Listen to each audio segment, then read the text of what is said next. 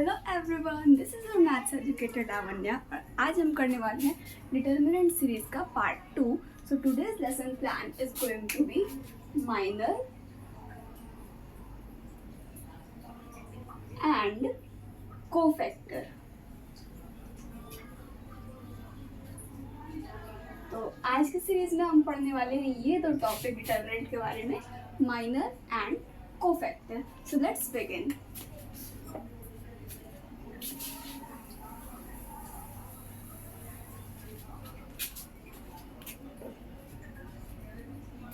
So, we already studied that we represent each and every element of a determinant by the notation aij। ये क्या represent करता है? Determinant का एक element. अब हम माइनर के बारे में बात करें तो माइनर को हम कैसे रिप्रेजेंट करते हैं? m, capital M and I J. ये किसका नोटेशन है? डिटर्मिनेंट के माइनर का। Now let's see how do we find this.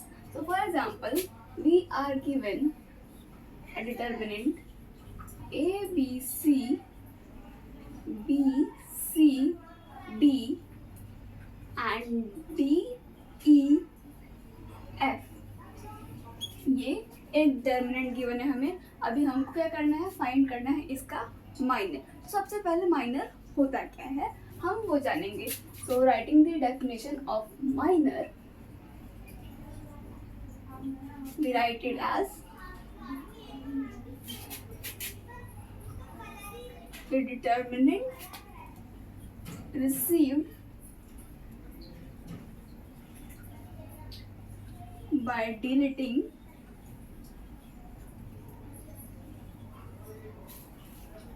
the ith row and jth column. So as you can all see, this is the definition of a minor. Minor अभी इसको समझते हैं क्या बोल रहा है कि वो हमारा डिटर्मिनेंट जो हमें कब मिलता है जब हम ith row and jth column को डिटर्मिनेंट में से डिलीट कर देते हैं। फॉर एग्जांपल ये वाला डिटर्मिनेंट हमने लिया था एग्जांपल में, अब हम इसका माइनर फाइंड करना है हमें। तो सबसे पहला स्टेप क्या है? हम बनाएंगे दो बड़े बड़े स्क्वायर बॉक्स। अभी सी ये हमें ए का माइनर फाइंड करना है, ठीक है। हमने क्या रिप्रेजेंट किया था? ए आई जे का माइनर क्या होता है? M I J. That means हर एक एलिमेंट का एक अलग माइनर होता है। अभी ये इसका हमें माइनर फाइंड करना है, तो इसकी जो आईएथ रो है एंड जो जेथ कॉलम है उसको हम क्या कर देंगे? डिलीट कर देंगे। इसके बाद हमारे पास माइनर डिटर्मिनेंट कौन सा बचता है? ये छोटा स्क्वायर बॉक्स है, ये हमारा क्या हो गया? minor determinant. Now we'll cross multiply this f into c and d into e।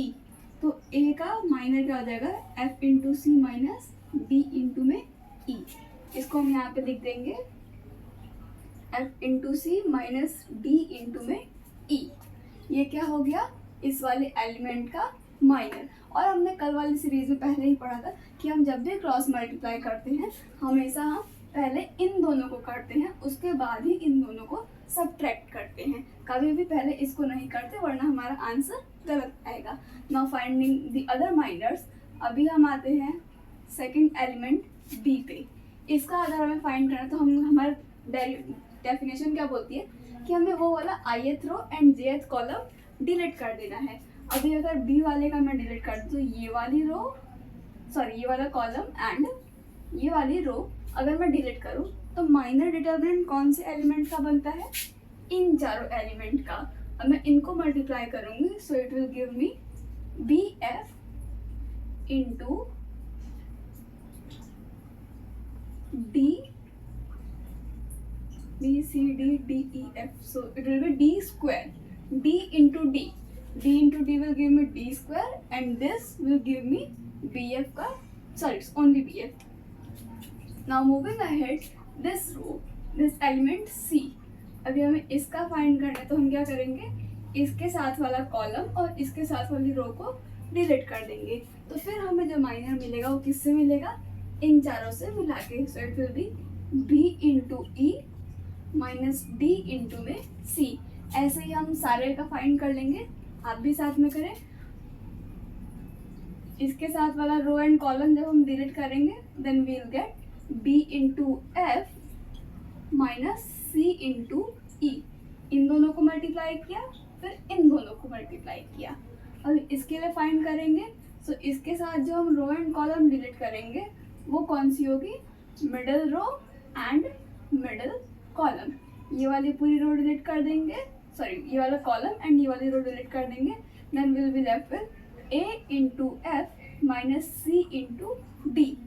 So you write it as a into F minus c into में d। अभी हम इसका फाइंड करें, ये वाली रो एंड ये वाला कॉलम एंड ये वाली रो डिलीट करने का will get a into E minus d into d।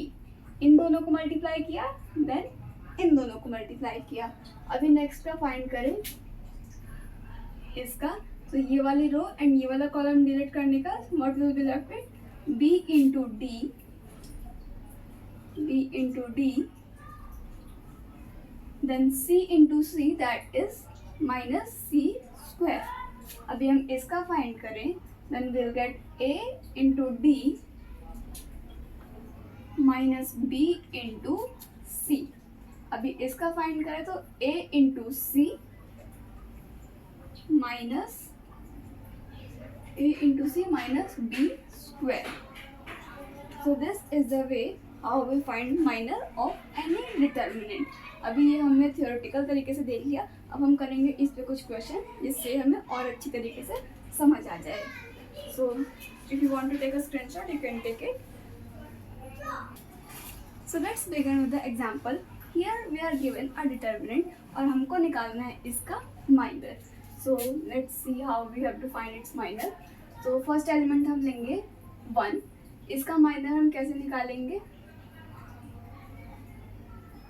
a11 is equals to 1। So हम हर एलिमेंट को फर्स्ट सीरीज जो हमने सीखा था, हम हर एक एलिमेंट को इस फॉर्मेट में कैसे डिफाइन करते हैं। अभी इस फॉर्मेट में जो हमारा फर्स्ट एलिमेंट है a11 वो क्या है 1, और इसका माइनर क्या होगा, माइनर ऑफ 1 हम कैसे निकालेंगे, ये हम निकालेंगे क्रॉस मल्टीप्लाई करके।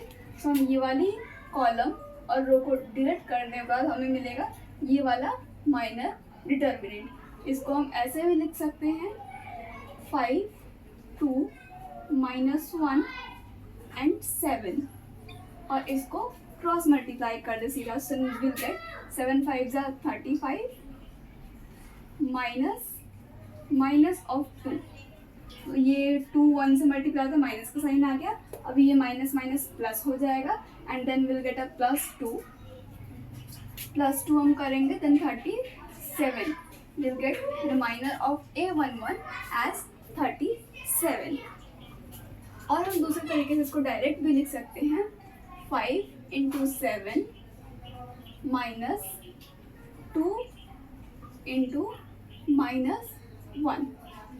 इस फॉर्मेट में भी हम डायरेक्ट लिख सकते हैं, और बाकी हम इस वाले तरीके से भी लिख सकते हैं। ऐसे ही हम बाकी सारे एलिमेंट्स भी फाइंड कर लेंगे। a12 is equals to 0, minor of a12 is equals to 3 7 0 and -1, multiplying these 7 3s are 21 -0, so we will get 21 as the minor.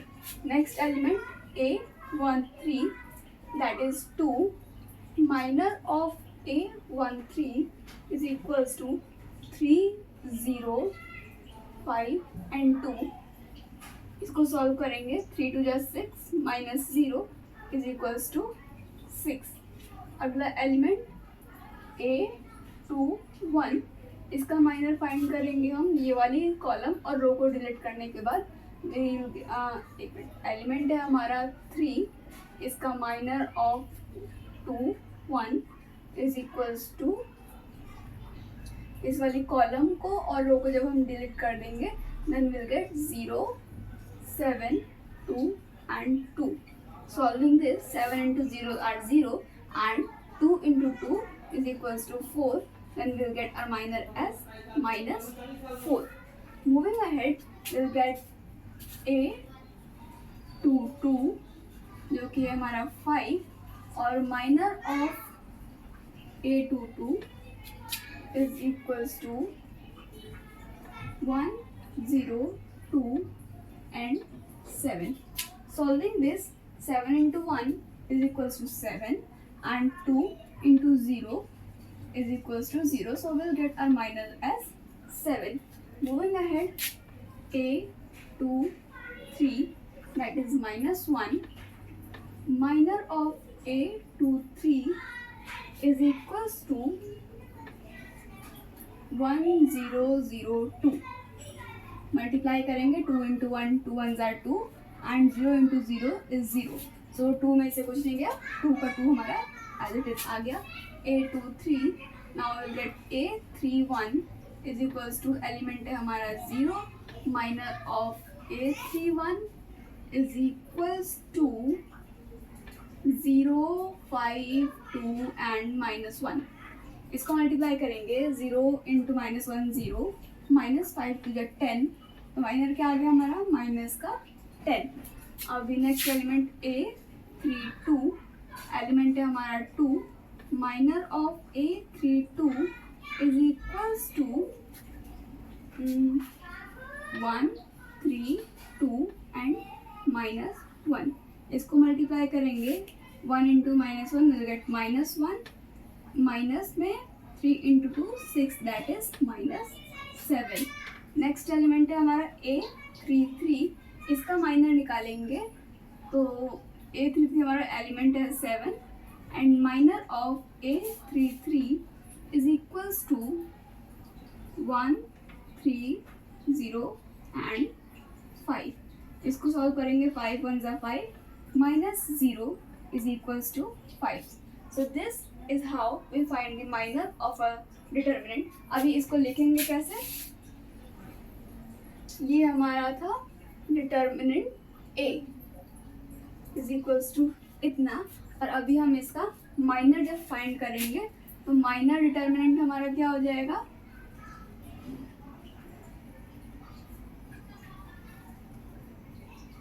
Minor determinant को भी हम सेम स्क्वायर बॉक्स में ही रिप्रेजेंट करते हैं. हर एक एलिमेंट को उसके माइनर एलिमेंट से रिप्लेस कर दिया जाएगा. जैसे कि यहाँ पे आ जाएगा 37, देन 21, फिर 6, फिर -4, फिर 7, देन 2, देन -10, -7 एंड 5. तो ये वाला था हमारा डिटर्मिनेंट A, और ये हमने फाइंड कर दिया इसका माइनर ऑफ डिटर्मिनेंट A, और इसको भी हमने सेम इसी तरीके से स्क्वायर बॉक्स में रिप्रेजेंट कर दिया. So this is how we find minor. I hope you have understood this topic. Now we are moving ahead to the topic cofactor. If you want to take a screenshot you can take it.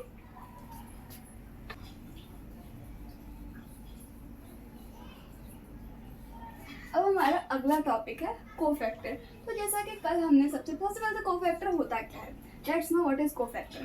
पहले हमने determinant सीखा, फिर हमने determinant का expansion सीखा, उसके बाद हमने डिटर्मिनेंट का माइनर निकालना सीखा. अभी ये उन सबसे एक स्टेप और आगे जब हम डिटर्मिनेंट पे बढ़ते हैं तब हमको क्या मिलता है, कोफैक्टर.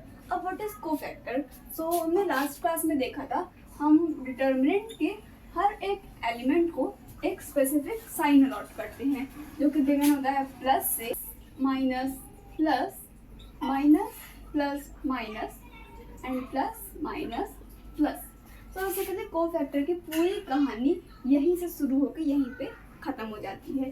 जैसा कि हमने पहले पढ़ा, हम डिटर्मिनेंट A को कैसे रिप्रेजेंट करते हैं, स्क्वायर बॉक्स में कुछ element A11, A12, A13, A21, A22, A23, then A31, A32, A33.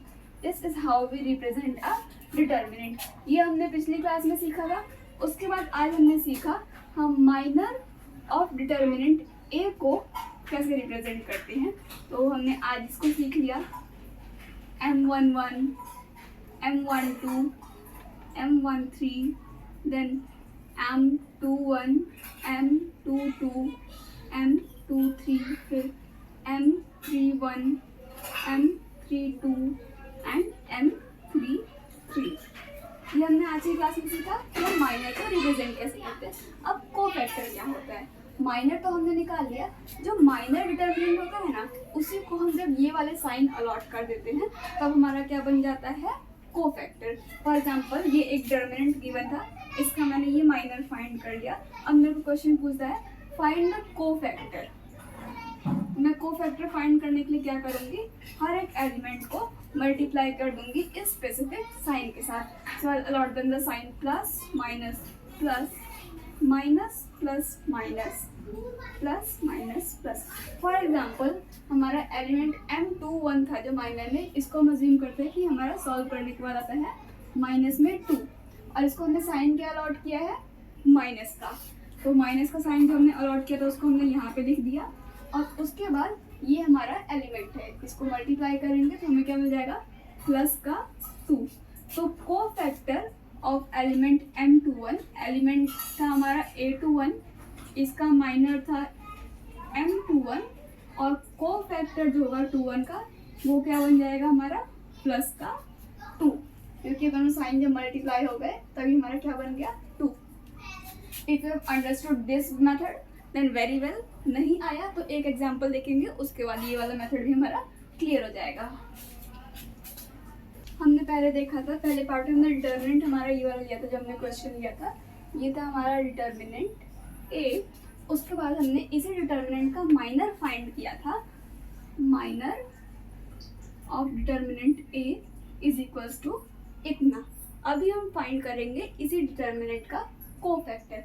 Cofactor के लिए हमने सीख लिया क्या मेथड? हम हर एक एलिमेंट को एक साइन अलॉट करते हैं, plus minus plus minus plus minus plus minus plus.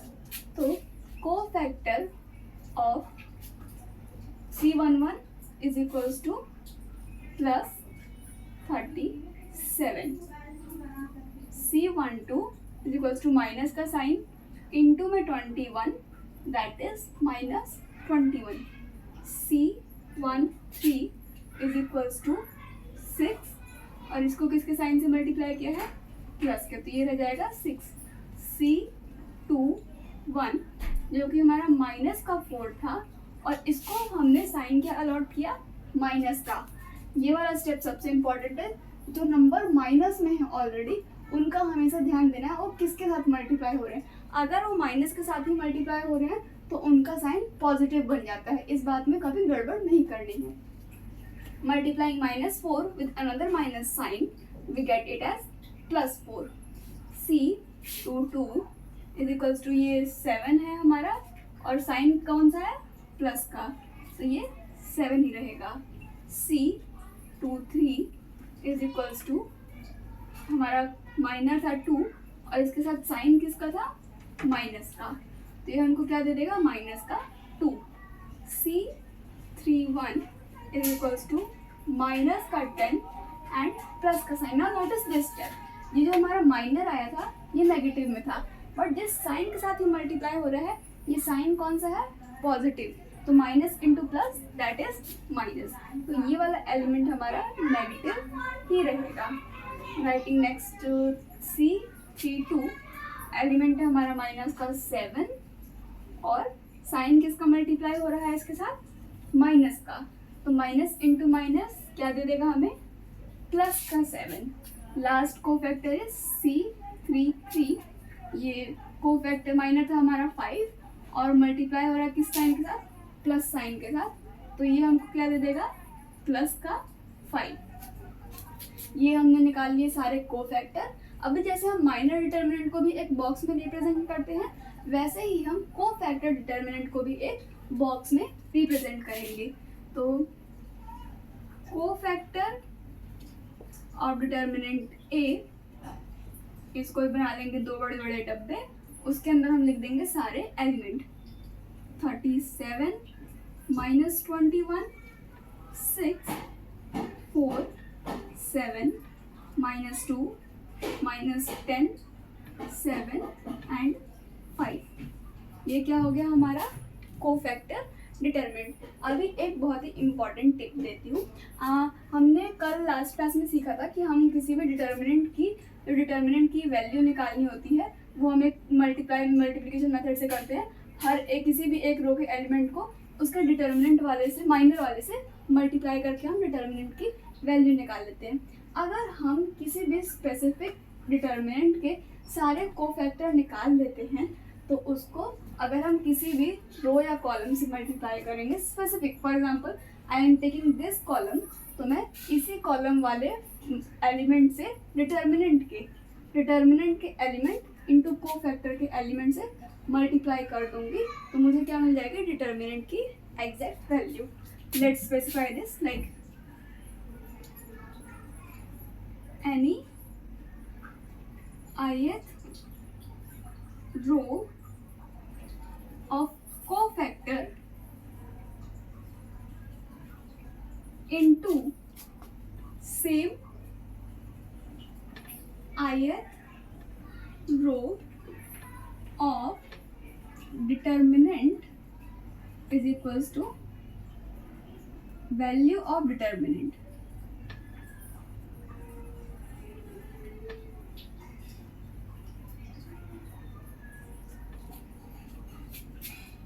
I hope you have understood all the things that I taught today. इसका screenshot लेना तो ले सकते हैं, and in the next class we'll talk about the properties of determinant. So thank you for today.